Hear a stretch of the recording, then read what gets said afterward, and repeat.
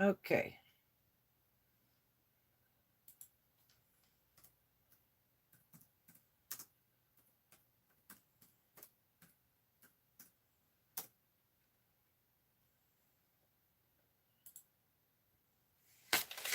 All right. So, how to boost your sales or how to basically sell on eBay or any of the type of selling things on the internet. Amazon, Akari. Um, your two top selling places will be Amazon and eBay. The next best will be Macari. So, if you're into selling it, like if you're going to do a live on Facebook, there's a lot of people like to do that.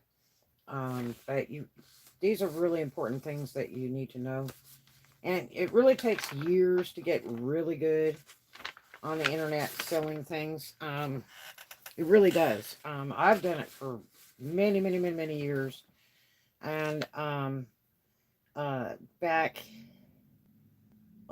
the early 2000s, I was really pulling in a lot of money, like 5K a week. It was just horrendous. Um, and I was running on eBay, Amazon, and eBid out of England. Um, but anyway, but listen to everybody you can, and use what's useful for you. The biggest thing is, I don't like to. I watched a blog the other night. I have a couple that go to all these yard sales and secondhand stores, and they buy tons of basically junk. And they spent like $27 and had all these items, and most of it was all little bitty stuff and that. And, some really raggedy used shoes and stuff. And first of all, you got to remember your time spent, your gas spent doing that. You've put up your money, that's your wallet, to buy the stuff. And if you have to do a bunch of work to clean it up and recondition it, unless you're making a huge amount of money on each item, it's not worth it. To me, it's not worth it. You know, they had some dolls and stuff, and they were gonna make like $2-3 profit on each doll. Man, why even bother? Because first of all, you got your investment of your hourly time to go shop for it, then your pocket money, your gas, and then you drag it all home, and then it sits until you get it all listed. And if you gotta sit there and wash it with soap and water, there's more time there, and the cost of soap or whatever you're using to clean it with. Then the drying time, and then you gotta photograph it and list it. That all takes time. And then when you sell it, you gotta turn around and package it up, and then drive down to the post office to go ship it all out. Or wait around for the post office to come pick the stuff up. And it's just too much time invested. You need to be paid hourly for your time. You are not making money when you're spending $27 to make so called, they said, oh, we'll make like, 800 on all this stuff. First of all, you have to sell it. And, I promise you, not everything you list is going to sell right away. And the only way it's going to is if you keep marking it down, marking it down, marking it down. Keep it moving, keep it going, get your money back. Because uh, all that little bitty stuff, you're going to make $1, $2, $3, $5. It's not worth it. To me, I've got to be able to make $15, $20 minimum on one item. And I mean, otherwise it's just not worth doing it. That way, if you're making, 20 or 25 on an item, you sell 4 or 6 of them, you got $100. So I mean, it just, it's got to be worth it. So don't buy junky little cheapy stuff that you're not going to make any money on. because you've already lost money just buying that and driving around to go hunt it and waste gas and your hourly time. So try to stay with stuff that you're going to make a little bit of money on. And you can research it on your phone and not be obvious, in the stores and stuff. And uh, and don't talk too much when people say, "Oh, what are you buying this for?" You get that a lot, especially if you buy something out. If they got a bunch of stuff, and they'll go, "Wow, what's that for?" You just tell them I give them away or something. Don't tell anybody your business.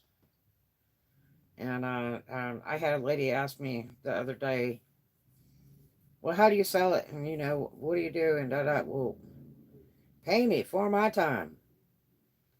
If you want me to educate you, you could pay me for my time, and I will consult with you. Otherwise, you better jump up on this YouTube so I can get paid for my time for doing these vlogs. You see what I'm saying? So, first of all, you can generally ship stuff under 16 ounces and get away with listing free shipping. Free shipping is kind of a scam because I promise you there's no free shipping. Okay? Unless like your husband's got a business and you can ship it into that business and tax write off it over there. I don't know, whatever it is that you do. You really need to keep it all together in one so you can figure out your profits and figure out what your taxes are. Because your taxes come after you deduct all your shipping costs and then the cost of the items. Make sure to get receipts when you can. Obviously, the yard sale you really can't, but you need to document. As soon as you're leaving or while you're there with a paper or a pen, and write down what the items cost you, what they are, so you don't have to worry about it later and just stuff it in the bag and put those away so that you can go over it later because you'll forget. And you really need those numbers, for your taxes. So, and then also when you get ready to, list it, because you're going to lose if you don't, you know. So, document everything, get receipts if you can. And free shipping, we'll go back to that. Free shipping is not free shipping. It never is. It costs the seller no matter what. And the problem is that, when you list free shipping, you've got to charge for it. So you've got to tack it on to the price of the item you're selling it for. It's got to come some way or another. Okay. So, most people realize nowadays, that the free shipping thing is bogus. They're just paying a higher price for the item. And make sure your shipping's worth it. If you're in Florida and you don't want to ship to California, and you can do the measured shipping that they have on some of these sites. Thank you for the thumbs up. And you can adjust the size of the box rate and the poundage rate and all that, so that it'll be a little bit higher. And then if it's going to California, it'll really be high, and most people won't want to pay that.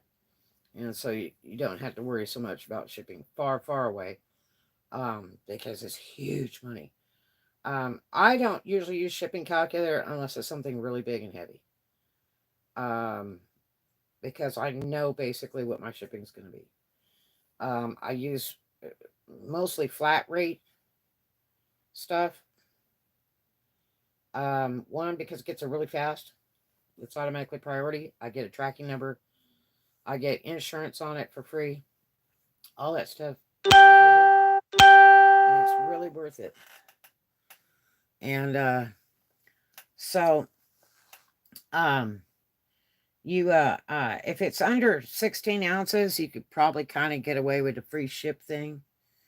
And not eat it too bad. Movies, anything printed material, media mail, is media mail. And movies and discs and things like that are media mail. The only problem with it is media mail is dirt cheap. And it's against the law if you ship anything else in there medium mail. I've seen eBay sellers that I bought from years ago that would put everything medium mail, but it's federal offense. It has to absolutely be media. But the next problem with media mail is, and this is the part I don't like, because I do not like ship to my customers media mail, ever. It takes like 4 weeks for them to get it. And sometimes that's too long to give a rating on your site, to say how good or bad it was, whatever, and help you with your sales.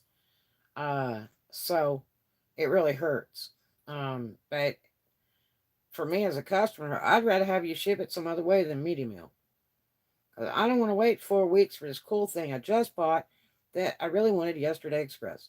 So, you know, I don't like to use media mail unless I absolutely, really, truly have to. Say it's like a big, heavy book or something, and it's just too costly to send it flat rate. I will go ahead and ship it media mail to save the money because of the weight. But otherwise, I really don't want to do it because it takes too long for the customer to get it. And the whole idea, in your ratings is how fast did you pack it up and ship? How long did it take for them to get it after they paid for it? And that's a lot of your rating. Was it packed well? Did it get damaged in shipping? Was the product a good deal? Do you think they're going to give you a good rating? You got to try on all of these things. So, it's up to you, but you can pretty much try to, advertise free shipping if the item is, 16 ounces or lower. The United States Post Office is going up by the month on their rates. It's absolutely horrible. Now all the shippers are like figuring in gasoline because gasoline has got so high. It's come down just a hair, but they're still talking about it getting up even higher. I don't know how that's going to go. I think they're trying to make us all vegetarian and drive electric cars. That's what I really think. Um, but and then take your clothing, any clothing items that you're going to sell, if you can, try to put them in the plastic bag mailers. And that will save you a lot on weight instead of all that cardboard and stuff. And, you can take and put them in like a Ziploc bag before you put them in the mailer too. And it keeps it all together. You can roll it like they do the military. They take their clothes and they roll them when they put them in their duffel bag. You fold it real nice and neat and then roll it up tight. It'll look pretty good when it gets there. But you want to make sure that it's going to be fairly safe so they don't, cut the thing open and cut the item. So the plastic bag mailers are real nice. Leave a little extra room in it so they can get the bag open without destroying the mercantile.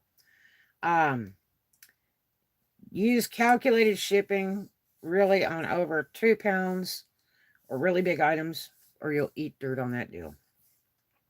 Like I said before, especially if it's going to California. Thank you so much for that thumbs up. And then your shipping costs are your tax write-off that goes, first right off the top. When you're trying to figure your taxes, all your costs come off the top. What's left is profit. And then but free shipping will usually sell faster for your items. So you kind of have to decide what you want to do. I am not a big fan of free shipping. I will do like 1 or 2 or 3 items out of like 400 that I've listed under free ship, just so people will see my product and be intrigued and maybe come to my store and look at some other things that I have. Otherwise, I have zero use for it. Uh, People can click on the free shipping thing, on a lot of these sites. Say, I want only free shipping. And, like I say, if you have like one ad in there with free shipping, they're going to find you. So that's all it's good for, is like for search engine as far as I'm concerned. Otherwise, it's not my thing. I don't think people are entirely stupid. That's why I don't make every single thing free shipping and jack the price up. Um, is people are not entirely stupid. Um, so that's what that is. Now let's go to some other things that I think would be really good for you.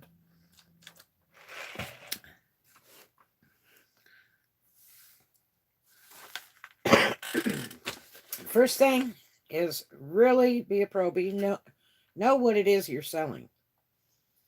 You know, if you're into jeans, you need to go in and research brands and retail prices and see what those go for, and then you need to go in and research what they're selling for on the internet. And you can usually go on a lot of these sites and hit sold, um and then see what all sold, like in the past month or the past week. And then you see what it sold for and how fast they sold, how many items sold. I did that in another vlog, and you, you can go look at that one, and I show you how you do that. And the greatest thing of all is if you can find things that you can buy that's local to you, near you, you know, that's a really good one.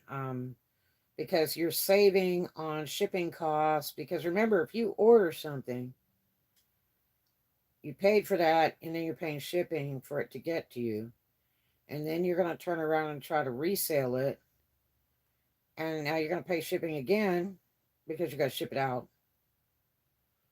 So you got to figure all that into your prices.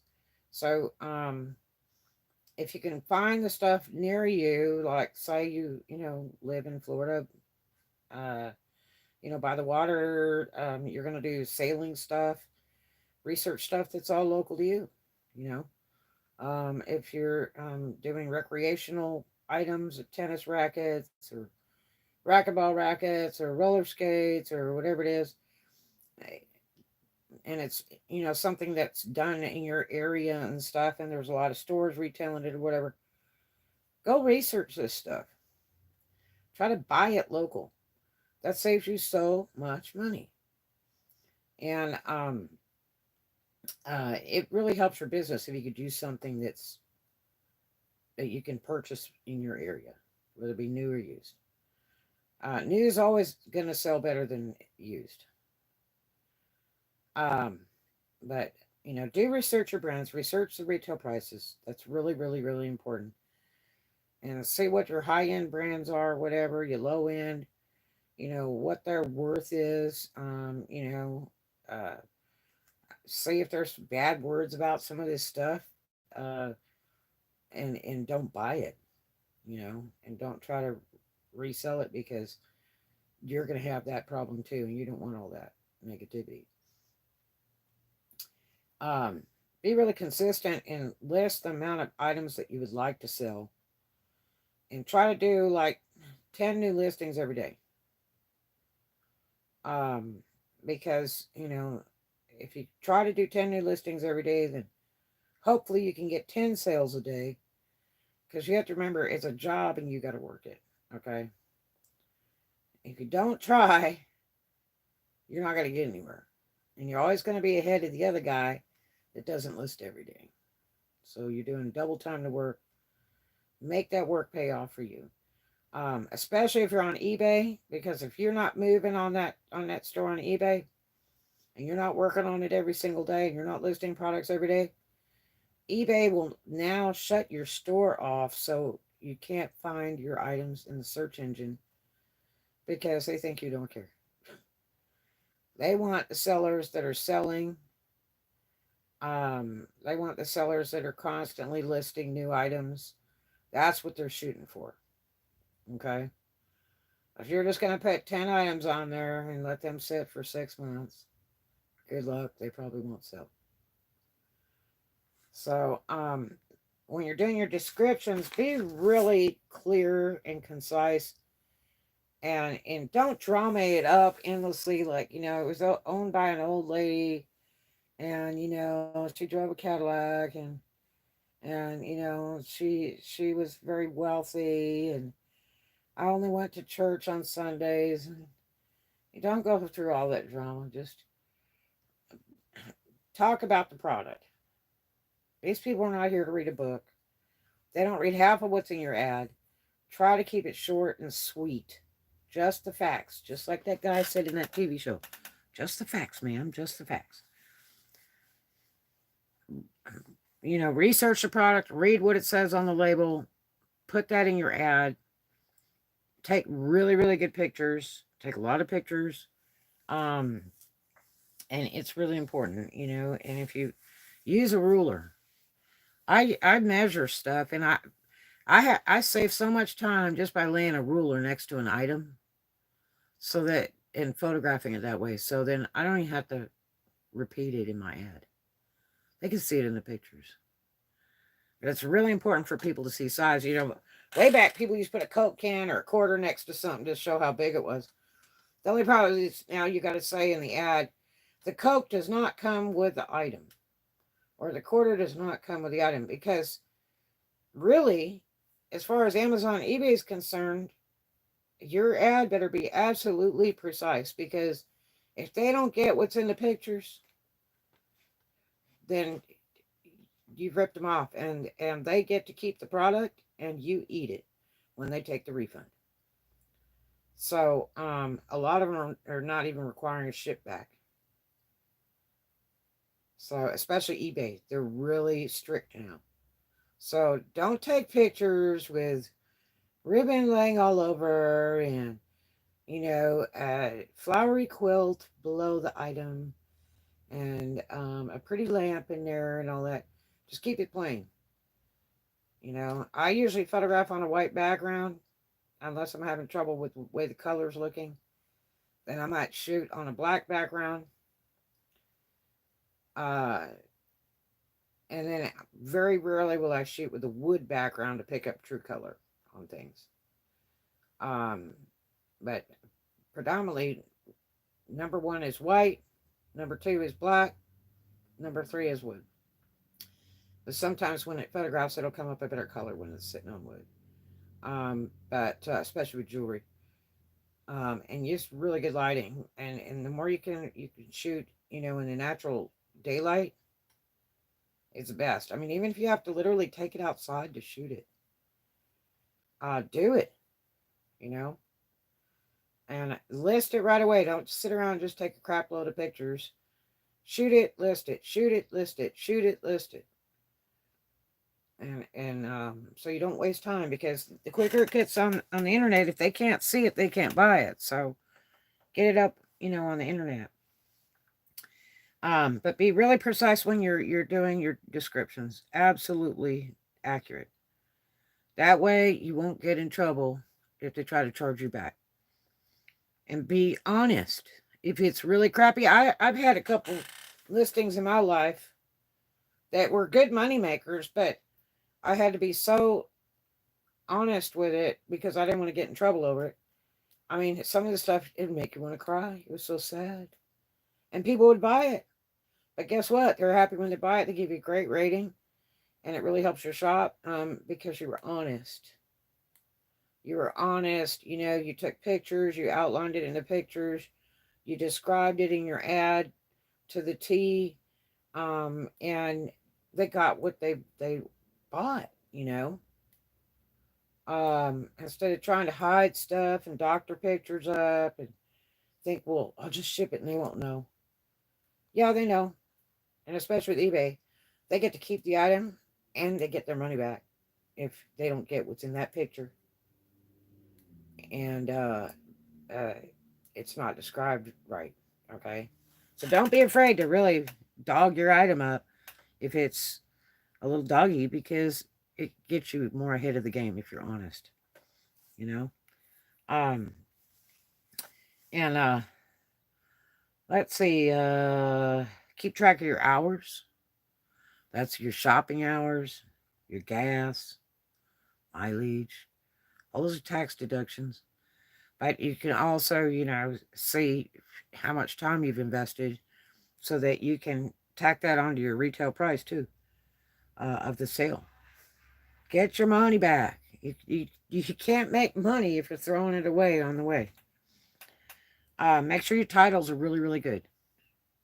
You can search a lot of that stuff on the computer, and you can see what all the different titles are in the search engine to search for that item, and take notes. And then you organize your number one sentence, your lead sentence, your description of your item that way, because they're words that work. Okay, pound sign words work well too. They'll come up on a regular search engine when somebody's looking for it on the internet, and it'll pick up your ad, and it will show the people your ad. So all those things work. Um, and try to do your work the same time every day. The morning is really, really the best. Different sites do different times of top sales and stuff like that, and the most sales. But if you'll try to do your work at the same time every day, whether it's in the evening, preferably in the morning, really early in the morning before shopping time, of the sites, which is usually around 10 in the morning that the internet starts opening up for sales. That's when a lot of people shop. It's usually about 10 in the morning, and then for an hour or two, and then it comes back later in the evening, generally too, 2 times a day. Um, and some days are better than others. But if you can try to get all this stuff done in the morning before shopping time, then you have a better chance of selling. If you're doing your price changes, if you're doing your listings, preferably your listings, try to get those up first before shopping time. And uh try to get all that knocked out, and devote whatever many hours you need every day to do that with. If you're just going to spend an hour a day or 2 hours a day working on your websites and stuff, then do it. That way you have time for the rest of your day for your things. Whether you work another job, or you got to go pick up your kids, or you got to go to the store, or whatever it is that you do, or you go to the gym. That way you have time for your life. You know, me, I have no time. I have no life because I put in a huge, huge, huge amount of hours every single day. If I don't, I'm not going to get anywhere. So, it's not so much I love what I do. It's because I got to do what I got to do to cut back on my storages to get this retail stock run out so that I can go on with my life and relocate. Because I've got to get out on the road to look at some properties and things, and research, you know what I mean? So, but anyway, so try to do your work the same time every day, and make it just that set time of when you're going to do your work on the internet. Okay. Um, you're not usually going to be like the top entrepreneur right off the top on the internet, because it takes years to get good. It takes years to be able to look at an item and say, I know what that's worth. I know what it cost me to ship it, even if it has to go to California, because it's farthest away from me. And it just takes a lot of time. A real one, I do not ship overseas. I do not ship to Canada, and I do not ship to Hawaii. Why? Hawaii takes about 4 weeks for it to get there. They're pissed by then. I don't want a bad rating. Canada, it could sit in customs forever, or they could impound it. And then anything that goes into customs that goes overseas or Canada, it could be stuck there just forever. And a lot of times these people, for some reason, although they live there and they've ordered lots of stuff in their lifetime, or got packages from people in their lifetime, for some reason, they forget that they're going to have to pay customs fees for these items coming in. Because if you ship it to them as a gift, that's a really, really, really, really bad federal offense. Do not let anybody talk you into that. It is highly, highly, highly illegal. And so you want to ship it the regular way. And then the next problem with all that stuff that goes overseas has to go to customs or whatever. You got to fill out like all these papers. It takes forever. And unless you really know how to do it yourself without the postmaster's help, you don't even want to do it. It takes forever. It's a pain in the butt. And yeah, you can only use paper, gluing tape that you put water on with a sponge, and you have to wrap that around the package, and that's a big joke. They don't want any clear tape. They have all these restrictions when you're shipping overseas, and then you have to make the package where it's openable and reclosable. So because they're going to open it up when it hits customs, and they're going to search it to see if there's illegal items, what items are really in there, and if they're not all listed on the bill, and what the value of it is, to make sure it's not drugs or something bad. Um, I just don't fool with it, other than the fact there's no tracking number. And I am not shipping poop without a tracking number to prove that I shipped it. I'm done. Been through that. I got ripped off for huge amounts of money. I got a friend of mine that got ripped off in the thousands selling watches, and had them shipped, to Canada, and lost all his money. Got PayPal, lost it all. So, because all I got to do is say they didn't get it. One of my kids had a purse years ago that she sold on, I think it was like on eBay or something. And it was a name brand purse. And the girl turned around and said she didn't get it. And then listed it on her own store. The same exact purse. So my daughter got PayPal, lost her money. The girl got this item free, and then turned around and sold it and made her money again.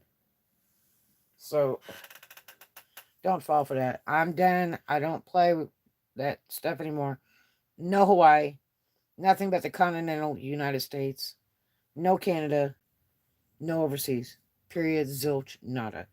Especially the last time I shipped something overseas to a relative in Denmark. I shipped a Merle Norman blush. The blush was like $30, and it cost $35 to ship it to Denmark. Like, really? So I feel guilty. I feel bad for things like that. I don't want to do it. So, basically, you're just not going to be the top entrepreneur seller right off the top. It just takes a really long time to get there. It just takes so many hours to get that experience. But the more hours you do each day working on your internet sales and stuff like that, on your stores, whatever you got, the more experience and education you're going to get. That hands-on education. But always be open to any changes or learning something new, because there's a lot of changes. There's changes in shipping rates. There's changes on these sites. Make sure to read all the new info and letters they send you to make sure that you understand any new changes that may be coming about, or you're going to get in big trouble. In your off time, don't ever list anything and you're not sure of, that you haven't researched in their rules for the site you're selling on, because it can get you in trouble. It doesn't make a difference anybody else is selling it. You got to read those rules. That way you got a foot to stand on if anybody says anything, because the rules say you can do it, okay? So other than that, in your off time, hang out with people that are upper graded people. If you hang out with trash, you're going to become trash. That's a rule. Number one rule. So if you surround yourself with good, successful, positive people, that will help you stay that way. And, your life will be better, your quality of life, and your business will be better. So try to stay away from the negativity. Stay in that positivity. Stay with people that are great entrepreneurs or business people. Benefit by what they're saying. Ask them questions. Learn. Okay? because dealing with people is tough. And you don't have to deal with people so much when you're selling on the internet, but you still have to have, some etiquette and class about it. Don't get into emailing back and forth endlessly with a customer and get to be big friends with them. That will be your greatest loss. I've had problems. I had a lady rip me off in the thousands that did that. In the thousands. When I was going through my divorce, and the worst time of all that you could be stealing from me. And that was on eBay. And I filed with eBay and I filed with PayPal. And they gave her the money. And I had proof of shipping, all shipped in separate boxes. I think I shipped 12 big boxes out. There's porcelain figurines, and um, uh, they all had insurance. They all had tracking numbers, signature delivery confirmation. I mean, and this wench ships me one back that wasn't even one of mine because all mine were registered, and I write down all the registration numbers on all my papers when I ship to that customer, just in case that were to happen. And it did. I shipped her like 25 pieces, and she ships me back one that's not even one of mine. And it was damaged, and probably damaged because of the way she packed it. She just threw it in a box with a couple pieces of wadded up newspaper. You can't ship stuff like that, I opened it up right in front of the postmaster because she was supposed to return all the items so she could get a refund, and I didn't get all my items back. I got one item didn't even belong to me. Obviously, she bought from another seller. I looked at all her reviews, and she had bought from several different sellers, so she got some garbage from somebody else and ships it back to me. And they gave her money back. It was way over $1,000. I was just absolutely disgusted. So anyway, there you have it. You guys have a great day. I'll talk to you in the next one, and I hope you make a ton of money. And do something kind for a stranger, and I'll see you in the next one. I love you.